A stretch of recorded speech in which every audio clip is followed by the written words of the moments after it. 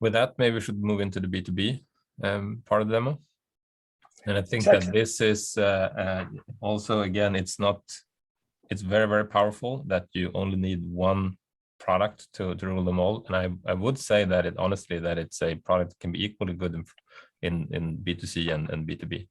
But with B2B comes a lot of different use cases where you have much more focus on how you manage prices, catalogs, users, purchase limits, etc. So I think we'll go into that and see how that would work. Yeah, we'll take a quick dive into this and what you can configure both as an admin and the self-service part. So I'll start by showing you the how to set up new clients or new companies. There's a company view here where you have a list of your clients here. I can go to edit this one. And then I'll, there's the company's called Baseline. You set the company email and who in your company will be the sales representative. And this will be a list of all the admin accounts here in Adobe. You set up basic account information about the client with the address and stuff like that, and then you assign the company admin, and that is the user that will have the full sort of self-service capabilities then in my account. I'll show you that soon. You can also set up the company credit for this company, where you can see also like a history of that. So right now it's the credit limit is set to 10,000 Swedish crowns. It was recently updated from 1,000 to 10,000. You can see the limit there, and you can also allow certain customers to actually exceed the credit limit.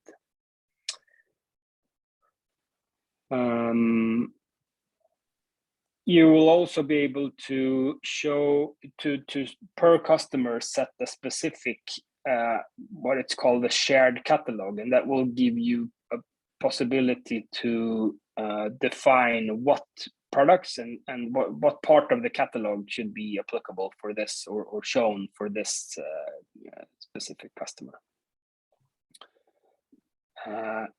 You can per client set if you want to allow quotes, which is like instead of placing an order, you send in a quote, and then it's a negotiation phase, and then the final price is set through that negotiations, and then you can move on to create an order from that. You can also enable purchase orders, which it places a purchase order, and then it kicks in a approval sequence where different people or different roles need to say yes or no to moving this purchase order into a real order, depending on amount of the order or something like that. It's also possible to per customer to set specific payment methods and specific shipping methods. Right. There was a question, Victor, on can you use multiple super admins for an account, or is it one only? Like, how would you delegate responsibility to create more users in the future? Can it only be the one person, or can you create new users for that going forward? I mean, you can only have one company admin, but you can have several accounts with the same access. Okay. So. Super. All right, so I'll show you a little bit how this looks in the front end. So I'll go to my customers here and use this feature to log in as customer. And this is I'm now logging in as the company admin for this baseline company. And then in my admin, you can see you have this company. You can see all the users that are in your company. So these are the ones. You can edit them here or delete them, of course. You get a company structure or organizational chart where you can create teams or would be units maybe in your company, and then you can when you can give different teams different roles and define approval rules based on that. So normally, if you would have a branch where you have maybe 3, 4, 5 people ordering, one of them would be the approval manager. So he would get all the purchase requests from that team to get approved. Exactly. And you can also, like, if there's movement within the team, there's a drag and drop possibility to move people from different teams or units, and of course to create new users in here when you have a new recruitment or something like that that's joining your team. And here you can also add what type of role that they have, and I'll show you what the roles mean in a second. Yeah, so this gives you an overview, especially if you have a big team working here, then this is very useful. So you can define different roles also. Created a few here. I'll just show you, edit one of them. And this is called the level 1 buyer. And then you can define what permissions that role has in terms of if they can approve, can view approval rules, what they can do, use quotes and view orders and or go to checkout at all, things like that. And that would be a scenario where someone creates a basket and someone else, you would create an order template and then a manager would actually place the order. So you wouldn't even have the approval process at all. I think that would be you could ask, why do you have an e-commerce without a checkout? But sometimes the order volumes, the values on these orders are too high. So you don't want people to place orders independently at all. Exactly. And then you can set these approval rules. And then, so I've created one, which is, okay, this is a flow where all orders above 10,000 Swedish crowns will initiate this approval rule. And that can also be applied to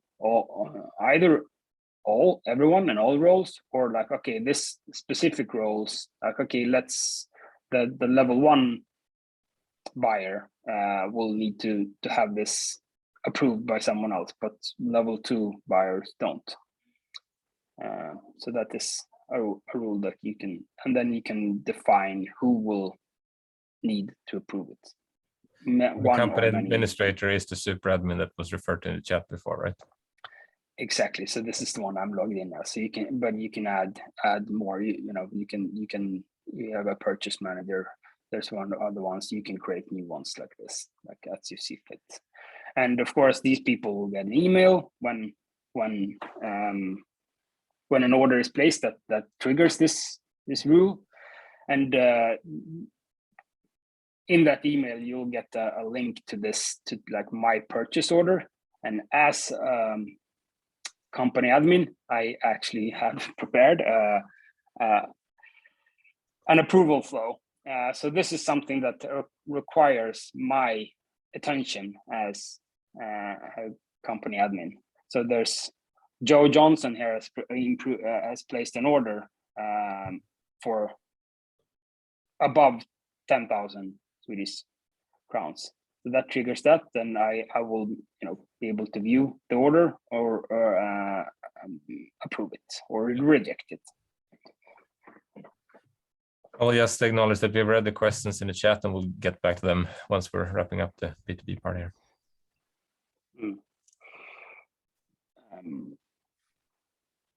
I think, yeah, so that is pretty much what I wanted to show about the self-service part. Should we take questions? I haven't been I able think to we read can the questions. Should we stop stop here a bit? we can stop to take a start? couple of questions. So we Yeah. people have to run. I think we'll get back to the catalog structure, and here you can customize pricing and Yeah. products uniquely for different companies. We can start at the top. So Mikko Jukla asks that what are the key reasons why Marimekko decided to select Impact as a partner and Adobe Commerce as their e-commerce platform? I think we were both part of that, Victor, that process, and I think it's I think they had a local partner in Finland at the time, and it wasn't broken, but I think they were aiming higher, wanted more. So I think the honest answer is mostly chemistry and talent. I think they recognized that we were really good at this topic, but also I think we could offer a way of working that was smoother and faster. So I think that's, and also, how do you add, what do you think were the triggering factors why they went with our team? I mean, I think we had a width of both the B2B and B2C commerce that they are doing heavily on both ends. And then it's a lot of the chemistry and our sort of experience within those areas. I think platform-wise, they were on the old Magento platform and were familiar with the ways of working. I think it was a convenience, but I also think in totality, I think the license model is really good. I've seen the license model for the big systems like Salesforce or SAP or others, and they can be you're making commitments into the future that you're uncertain of. I think that there's a threshold level in the model of Adobe that I think is it's very predictable what you're going to pay in the future. I think that could also fit into it. Then we have a couple of more detailed questions regarding the site in general. One was not related to B2B, both in regards to the page builder and the Sensei recommendations. Could these be store view specific? Meaning, could you have different page builder landing pages for different store views? Daniel, how would you respond to that? Sorry, could you have, let's say that you want to have a campaign that runs for one region. Can you activate content on a campaign level for different countries? Let's say we'd run a campaign for the Nordics, but not for the North America, for instance. Yes, you can do that. Yeah. How would that work? Would you do it on a store level, or would you trigger it by a campaign? I think you can do both, right? You can either manage it on a store level or trigger a campaign that would be visible in just one. Yeah, and you can also kind of set up pages on a website level, but then link sections of that is store view on store view level. So I think there's a couple of different ways of doing it, and I'm not exactly sure which one is the best, but there are ways of doing it. I think it's if it's the campaign that's referred in the question, I would say create a campaign and let that campaign trigger a content block on the markets where it's activated. I think that's probably because then it would automatically close down when the campaign is over. So the campaign would be linked to a schedule, and the schedule would start and stop the campaign, the pricing, discounts, or whatever it is, but also the page builder sections. Finally, we have a B2B related question, Victor, on Adobe Sensei in B2B. Could logged in customers, let's see, the question regarding Adobe Sensei and B2B logged in customers. Can you use the engine paired with known customers and their buying pattern? If you have logged in users, how would the Sensei be able to leverage that insight of a logged in user? On an individual basis, I don't know the exact in details about how the AI works there, but the more sort of low level detail that Sensei has about the user, if it's individual, then it will give that more power in the recommendations than from based on your where in the country you are or something like that. I think that there's actually I think short answer is, as you said, that after order confirmation page, you know more what they actually bought, so you have the most insight. even better than order confirmation page is logged in users, because you have the previous purchase behavior, and you can do much better recommendations before purchase as well. So I think that generally we see customers wanting to get more first party data. Like the more data you collect on a user in general, the better we can serve, because then we don't need to rely on anonymous data. So it's an agreement with you and your customers that if you log in, you will of course be allowed to leverage user data, and I think they appreciate it. So as we know, the third-party data is going way more and more. I think getting customers to log in is going to be more and more important in e-commerce in general. Exactly. And I see that there was a follow-up question about customer groups, and that is like something that is very applicable in both B2C and B2B commerce, but in B2B, where you might have customers that certain customer will only resell or buy, buy from you a part of your catalog. And then I'll shortly go into showing you how to do that shared catalog, where you have where you can limit what part of your entire catalog that a certain client will show. Yeah. But you can also segment the CMS part on what you want to show to. Okay, this customer only shows the sports part of what we're selling. Then let's focus the information around that. I think we actually will come back to the last question, Anders, about the customer groups also. So I think let's wrap up on the catalog and the pricing, and then we can show how we can segment to logged in customer groups, because I think that's a very valid use case. We actually have a prepared final demo snippet for that. Yeah, exactly. So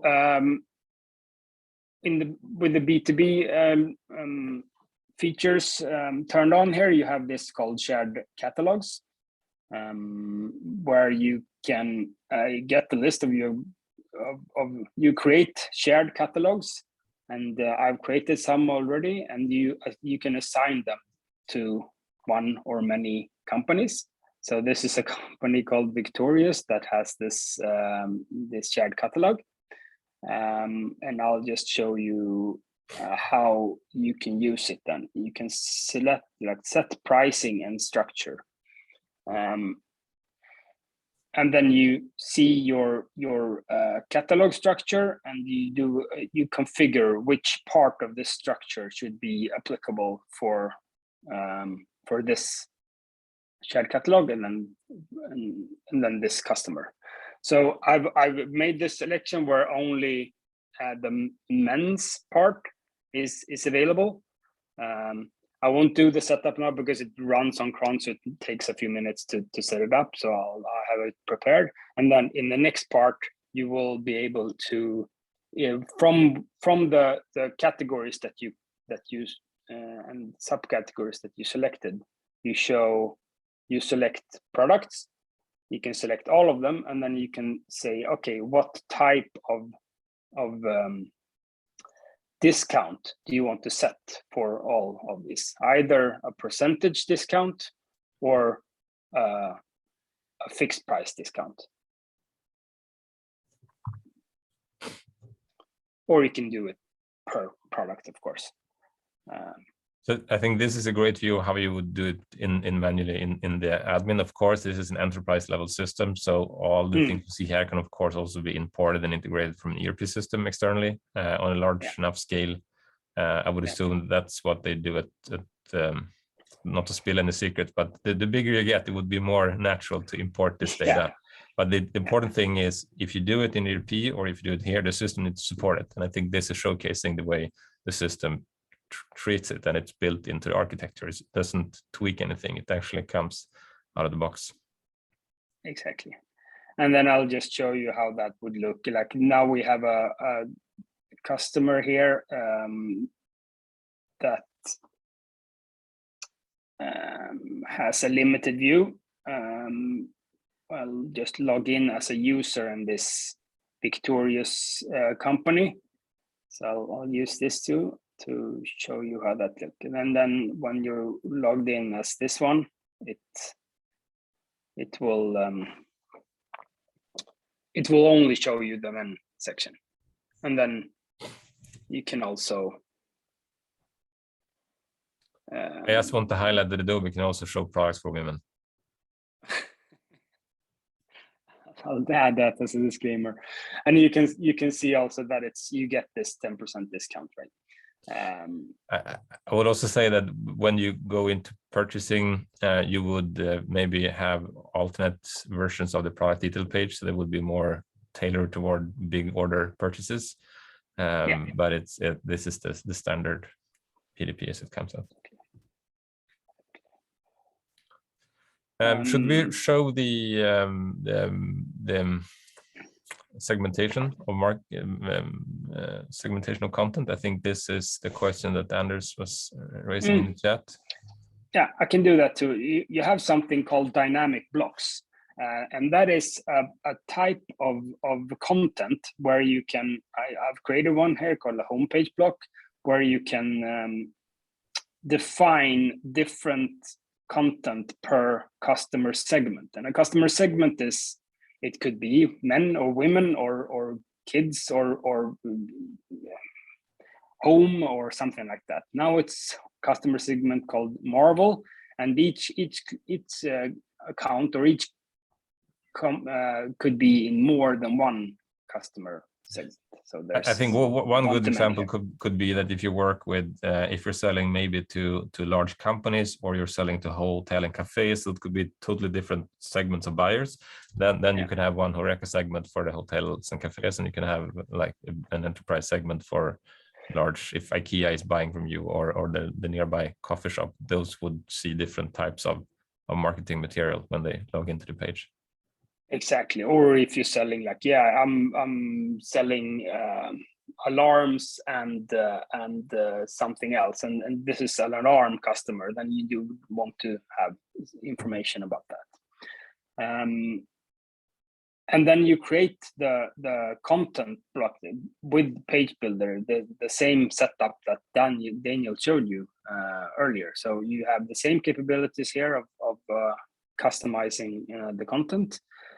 And the big difference here is that when you use this, it will only be visible to this customer segment. So having created this block, you go then to content, and let's see where I want to put this. I'll go to the homepage and edit that. And in here, go with Page Builder. You can see the hero here, and then my VIP area, which is the segmented part, where you can decide where it's only the Marvel customer segment that will see this. So showing this on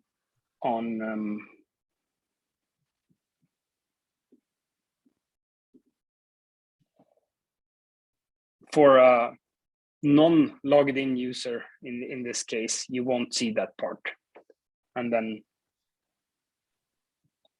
for a user with that, I think this was this one, all right? Go to the start page for this one. I have this EIP area, and you can also you can stack these segmented content, right? So you have 3 of them, one for segment A, one for segment B, and one for a combination of them, maybe. So you can have loyal customers, specific that sells part of your catalog, or combination.